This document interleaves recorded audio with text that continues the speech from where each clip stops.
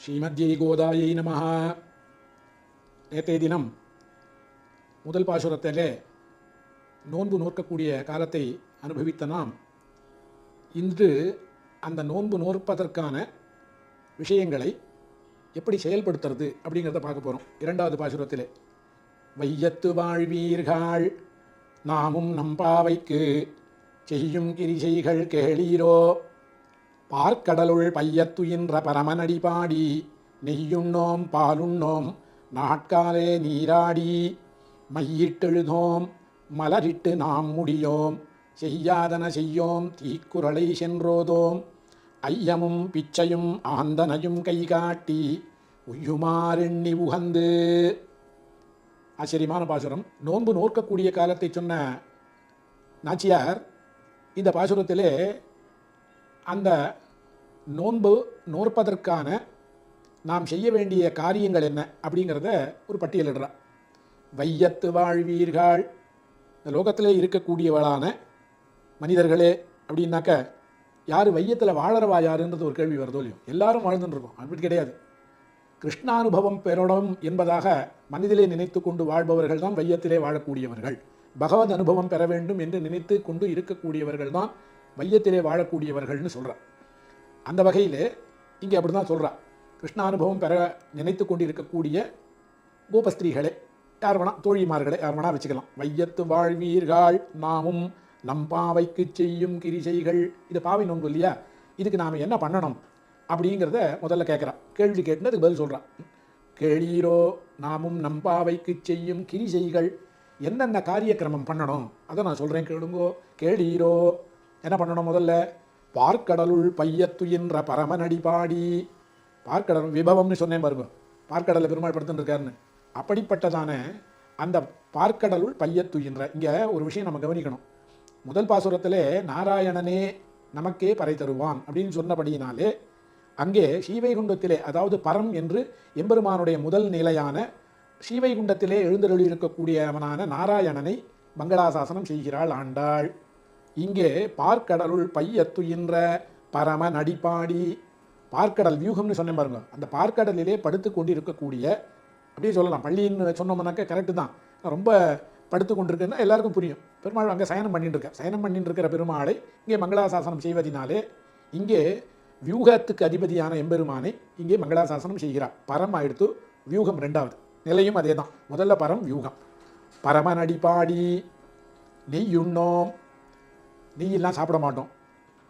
பால் உண்ணோம், பால் சாப்பிட மாட்டோம். என்ன சுவாமி இது, சாப்பிட்றதுக்கு தானே இதெல்லாம் இருக்குது. நெய் உண்ணோம் பால் உண்ணோம்னு சொல்லி சாப்பிட மாட்டேன்னு சொன்னால் என்ன அர்த்தம்? ரெண்டாவது நெய் உண்ணோம் பால் உண்ணோம்னு ஏன் சொல்லணும் அப்படின்னு ஒரு கேள்வி வருது இல்லையோ. லோகத்தில் சாப்பிடக்கூடிய உண்ணக்கூடிய உணவுகள் எத்தனையோ இருக்குச்சு, நெய் உண்ணோம் பால் உண்ணோம்னு சொல்லலாமா அப்படின்னாக்க இவள் ஏற்கனவே நம்ம அனுபவிச்சிருக்கோம். இந்த திருப்பாவை என்பது திருவாய்ப்பாடியில் இருக்கிற தன்னை இருப்பதாக தன்னை நினைத்து கொண்டு பாடுறபடினால அங்கே எது அதிகமாக கிடைக்கும்னு பார்த்தா, எப்பொழுதுமே நான் இன்றைக்கி விரதம் அப்படின்னாக்க எதை விடுறேன் அப்படின்னாக்க இன்றைக்கி நான் சாப்பிட மாட்டேன் அப்படின்னாக்க எதை சாப்பிடாத இருக்கிறதுன்னா நமக்கு பிடித்ததான பொருளை நாம் விடுவது தான் தியாகம் என்பது பேர். இல்லை, நமக்கு பிடிக்காத பொருளை தானம் கொடுக்குற மூலியம் அது கூடாது. தானம் என்பது யார் யாச்சிக்கிறானோ அவனுக்கு எது வேண்டுமோ அதை கொடுப்பது தான் தானம். அந்த மாதிரி நமக்கு எது ஆசையாக இருக்கோ, எது அதிகமாக நாம் இருக்கும் இடத்திலே கிடைக்குமோ அதை நாம் விடுவது தான் அந்த விரதம் என்பதாக சொல்கிறோம். நோன்புன்னு சொல்கிற மூலியம். நோன்புல எதை விடுறது அப்படின்னாக்க திருவாய்ப்பாடியில் என்ன அதிகமாக கிடைக்கும் அப்படின்னா அங்கே பசுக்கள்லாம் இருக்கிறதுனால பால் நிறைய கிடைக்கிறது. நெய், அதனாலே பாலிலிருந்து பெறக்கூடியதான நெய் கிடைக்கிறது. அதனால தான் ஆண்டாள் என்ன பண்ணால் நெய் உண்ணோம் பால் உண்ணோம், சாப்பிட மாட்டேன்.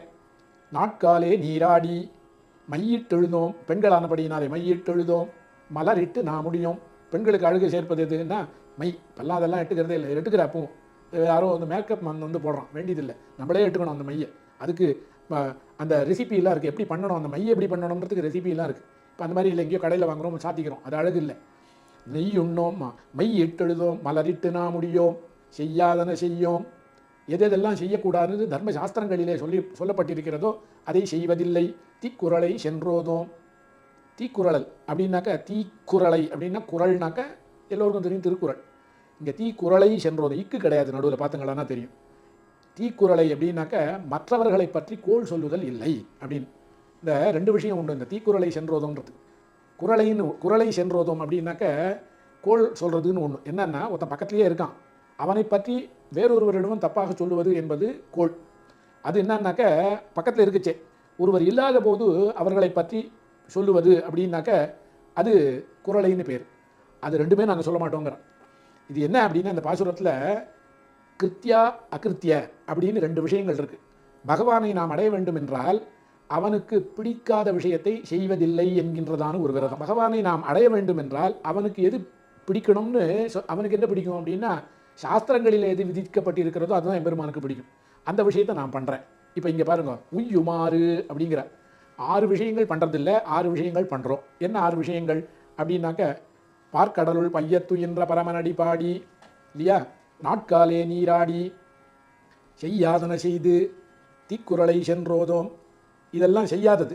இப்போ நாட்காலே நீராடி பரமனடி பாடி ஐயமும் பிச்சையும் ஆந்தனையும் கை காட்டி அப்படிங்கிற.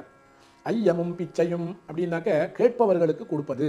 விரத காலத்திலே கேட்பவர்களுக்கு அவர்கள் தானமாக எது கேட்கிறார்களோ அதை கொடுப்பது. பிச்சையும் ஆந்தனையும் கை காட்டி அப்படின்னா எங்கே நம்மளால் கொடுக்க முடியாதபடி கூட இருக்கலாம், ஆனால் எங்கே கொடுக்குறார்களோ அந்த இடத்தையாவது நாம் காட்டி விடணும் அவளுக்கு. ஆந்தனையும் மையிட்டெழுதோம், இதெல்லாம் செய்யறதில்லைன்னு. செய்யாதது 6, செய்ய வேண்டுவன 6 என்பதாக 6 6ஆக உய்யுமாறு. சம்பிரதாயத்திலே ஒன்று உண்டு, உய்யுமாறு என்பதாக ஒன்று சொல்கிறது உண்டு. என்ன அப்படின்னாக்க, சரணாகதி பண்ணுறவனுக்கு 6 விஷயங்கள் முக்கியமானது. எம்பெருமானிடத்தில் உன்னை தவிர எனக்கு அடைய வேண்டிய பொருள் எதுவும் இல்லை அப்படின்னு சொல்கிற மூலியம் அதில் 6 விஷயங்கள் உண்டு. என்ன அப்படின்னாக்க, ஒன்று பகவானுக்கு பிடிக்காததை செய்வதில்லை, பகவானுக்கு பிடித்ததை செய்வது. அதுக்கப்புறம் மகா விஸ்வாசம், எம்பெருமானிடத்தில் நீ ஒருவன் தான் என்னை காப்பாற்றக்கூடியதான பரம்பொருள் அப்படின்னு நினைக்கக்கூடியது. 3வது ஆயிடுத்து. 4வது, எம்பெருமானை எனக்கு சரணாகதியை தவிர வேறு விஷயங்கள் அனுஷ்டிப்பதற்கு எனக்கு தெரியாது. அதாவது ப்ராக்டிஸ் பண்ணுறதுக்கு எனக்கு தெரியாது. பக்தி என்கிட்ட கிடையாது, ஞானம் கிடையாது. அதுக்கப்புறம் கர்மம் பண்ணுறதுக்கும் எனக்கு தெரியாது. எனக்கு தெரிஞ்சதெல்லாம் ஒன்றை தவிர எனக்கு அனுகிரகம் பண்ணுறதுன்றது வேறு யாரும் இல்லைங்கிறது தான் எனக்கு தெரியும். வேறு எதுவுமே தெரியாது. எல்லாம் பாக்கி விஷயங்கள் செய்வதற்கெல்லாம் எனக்கு அசக்தனாக இருக்கக்கூடியவன்.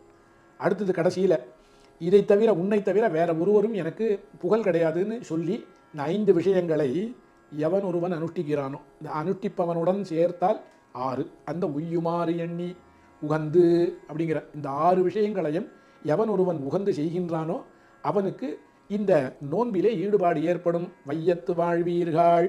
என்ன இங்கே பார்த்துங்களா எப்படின்னாக்க, எம்பெருமான இடத்துல ஒரு விஷயம் உண்டு. என்னன்னா, அவன் சுவாமி, எம்பெருமான் எல்லாருக்கும் சுவாமி. ஆனால் சுவாமியாகவே இருந்தால் எல்லாரும் கிட்டக்க போகிறதுக்கு பயப்படுறான். இப்போ என்ன பண்ணுறாரு பெருமாள் அப்படின்னா, அவதாரங்கள் எடுத்துன்னு கீழே இறங்கி இவன் என்னை சேர்ந்தவன், இவன் என்னை சேர்ந்தவன், நீ என்னை சேர்ந்தவன் சொல்கிறான் பாருங்க. அப்போ அவர்களுடைய பயத்தை எம்பெருமான் போக்கி அந்த அனுகிரகத்தை அவளுக்கு பண்ணுறான். அதனால தான் இதை பண்ணுறதில்லை, இது பண்ணக்கூடாதுன்னு எம்பெருமானிடத்திலே முன்னாடியே நம்ம சொல்லிக்கணும். அதை தான் இந்த மையத்து வாழ்வீர்கள் பாசுரத்திலே ஆண்டாள் எடுத்து சொல்லுகிறார்.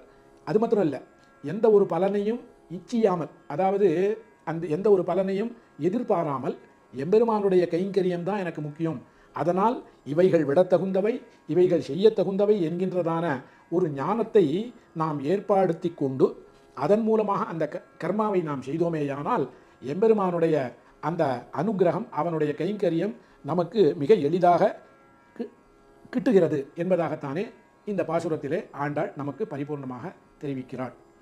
ஸ்ரீமத்யை கோதாய நமஹ.